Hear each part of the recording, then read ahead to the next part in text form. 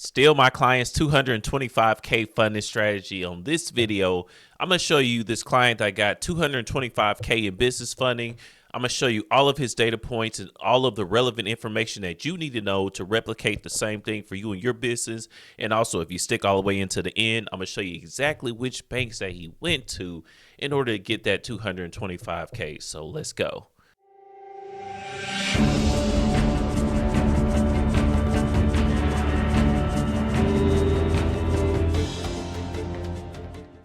What's going on? It's Colin Brown here from Business Credit Unlimited, and I'm back. So now, like I was just saying, we're about to go into exactly how this client got 225K and 0% business funding. Well, actually, most of it was 0%, but not all of it was 0%. He does have some business lines of credit. I helped this client get 85K out of this 225K because he already came in with some funding. But I'm going to go through and show you which banks that he previously had anyway. So it's the same thing. But either way, that's what I do here. I haven't introduced myself in a minute. So just so you know, my name is Colin Brown. I own Business Credit Unlimited, and I help clients either start, grow, or scale their companies using business funding. And I go through everything from A to Z with them in order for them to get funded. So I will go through and analyze exactly where they are, what they need on their business, on their business credit reports. I end this out. I'll look at their personal credit, everything that the banks are looking for in order to get you funding. And then we send out our applications, oftentimes to our business relationship managers, or even if it's online, whatever the case is, whatever fits to get you the highest limits in either 0% business credit cards, business lines of credit, or business loans.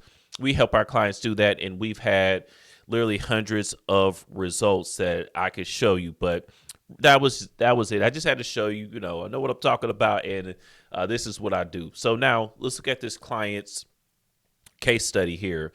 So when I do these, one of the most important things I want you to understand is that you have to bring something to the table. Like in this client, he was pretty good on both ends, personal credit and business. But if you have a business that's doing well from a revenue standpoint, you're generating 15, 20, 25K plus, even up to, millions of dollars annually in your business, that's going to help you get funded. But if you don't have that yet, and that's the reason that you're looking for business funding, you at least have to have a strong personal profile. If you don't have that, you need to work on it. So this client in particular, he normally has like an 800 plus credit score.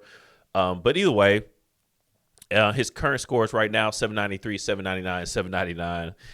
Y'all experiencing equal facts. Don't be selfish. Go give him the 800. But once he paid down his cards, he's normally at over 800. Now, here's a strong data point for this client. He's had a personal credit card since 2007. Guys, I can't tell you how important that is. That's 18 years. That is very important when it comes to actually getting funded. Now, you do not need credit history because you may be thinking, bro, I just got my first credit card 3 years ago, 2 years ago. You still can get funding, but I'm going to tell you like this, it's going to make it a lot easier if you already have this set. 524, I went over that enough times, I feel, but the client wasn't over 524. Highest credit limit, 24K. This is also vital too as well. If you want higher limits on the business side, you're going to need higher limits on the personal side. What is a higher limit? A higher limit I would consider is a limit past 5K, but really 10K is even better than 5, 15 is better than 10, 20 is better than 15, 24 is better than 20. So I would consider absolute baseline 5K. If you don't have a 5K personal credit card, don't go for funding until you do, either through credit limit increases or just get a new card. But you have to strategize with that because sometimes it's better to just go for increases versus getting a new card. And sometimes you just need to get a new card and wait that thing out. Total amount of cards. And by the way, what we're looking at right here is an overview of a game plan that we set for all of our clients. We have several tabs breaking everything down about where they are and also which banks that they're going to be going to, so on and so forth. Now, that's what we're looking at here. This beautiful document that I created a few years ago. But anyways, hard inquiries client. This client didn't have that many coming in. We've already removed his inquiries like once or twice already. Right now he has 1, 2, and 2. This isn't going to get you in trouble with the banks. If you can remove these, so if you can come in with 0, come in with 0. If you can come in with 3 instead of 5, come in with 3. Once you get past like 4 inquiries or so, it can become an issue depending on where your inquiries are. So just keep that in mind. Um, Now let's look at what personal credit cards this client has. So total credit limits he has is 92K. So that's pretty cool. 92K. He has a personal card with American Express. He has an Apple card, Barclays, Capital One, 2 Chase cards, and a store card, and then a local credit union. So, or that may not even be local, but it's one that should be in California. So this is acceptable. Like if you have a profile like this, or you have this type of similar spread of credit cards, you should be able to get, 50, 100, 150K plus in funding. And in his case, 225K plus.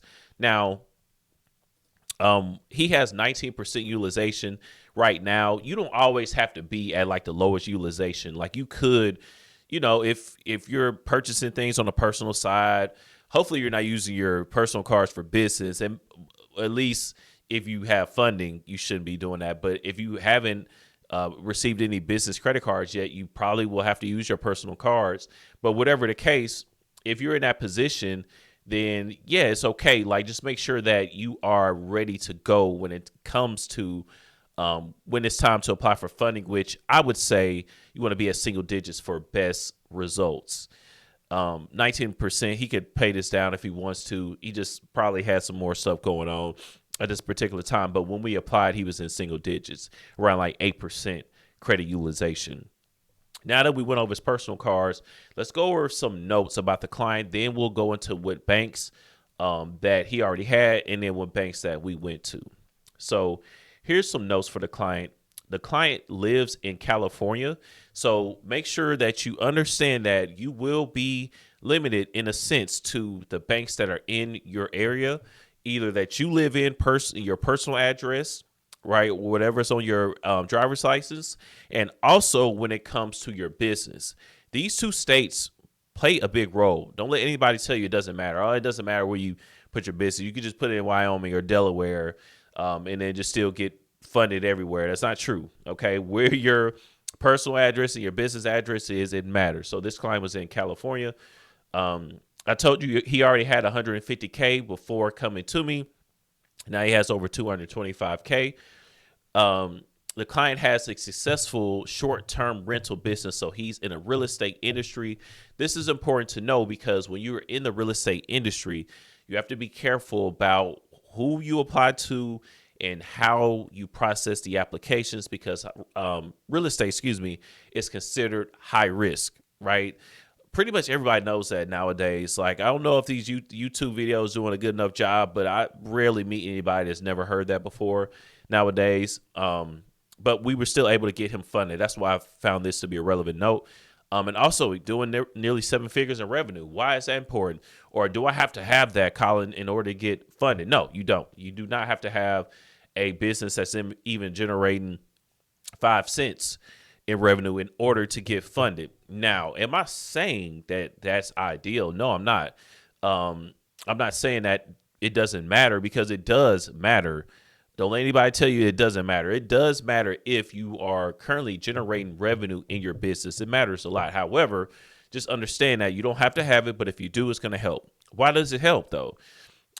If you're doing no docs, because everything here was no docs. So why does it matter if you're generating revenue or not if you're not showing docs for any of this anyways? Well, because once you're generating revenue in your business, it's more than likely going to be out on, you're going to have a stronger online presence. It's going to be out there more. And the stronger the online presence, the more places you are, the more likely it is that when a bank looks you up, when you apply for business funding, right? When they look up you and your business, because they will, more banks than not will look up your actual business. So yeah, when it comes time to do that, I end this out either. When it comes down to applying and the banks actually look up you and your business, you're going to have a strong online presence. So it's good to be generating revenue, and you can do certain things to create an online presence. Absolutely. Even if you haven't generated revenue yet, but I'm telling you, it's just more likely that you're going to be on podcasts you're generating revenue. You're going to be out there longer. It's just, I'm telling you, there's just certain reports that the banks can see, that they can see this information a lot of times. So it does matter. However, you do not have to have this in order to be approved. Now, this client's main bank was U.S. Bank. That's something to keep in mind. He also had 30K plus in his business checking account before applying. Do you have to have 30K in your business checking account to apply and be approved? Absolutely not, but it does help. 18 years of credit history, when we went over that. So his goal with us was only 75K, and we crushed it. So we got him 85K. Actually, it's more than that. I'll talk about that in a second. But those were the notes. Now, let's go over some of the banks that he already had, and let's go over some of the banks that we got, or some of the approvals that we got him, and then the limits. Let's get it. So some of the approvals that he already had coming in, he already had an American Express, Blue Cash, and Blue Plus card, and an Amazon card. The limits were 15, 15, and 25K, respectfully. So that is, he already had American Express kind of on lock there. Once you have, that's 55K. Once you have like 55K with American Express, they typically start asking for docs after a certain amount, after like a 50K mark. Not every time, because they didn't for him, but they can as possible. So just keep that in mind. But he also, with American Express, has he has a 27K business line of credit, which is also an option. But for their line of credit, they will require at least 3 months of bank statements. So keep that in mind. It's not going to be a no doc opportunity there. Okay. Now, he already came in with a 22K Chase business credit card. If he would have came to us first, we would have got him much higher than that. But it's okay. And then he also came in with a 22K business line of credit from Wells Fargo. Everything else, we actually got them. Okay, now let's go over to the banks and the approvals that we got him. So let's take a look here. Now, one bank that we got, or approval that we got, was with PNC Bank. We got him a 15K approval there. Pretty cool. Now, Chase, this is not accurate. It wasn't 8K, because that first one was, but then he also got a 15K mental math. Boom. Oh, a clean 100. Okay, right at 100. Yeah, so he got 2 cards with Chase. Now, with Chase, here's the thing. Like, it's what I always tell people, like, when they come in. A lot of times you guys already have Chase business credit cards, which is fine. I have no problem with that per se.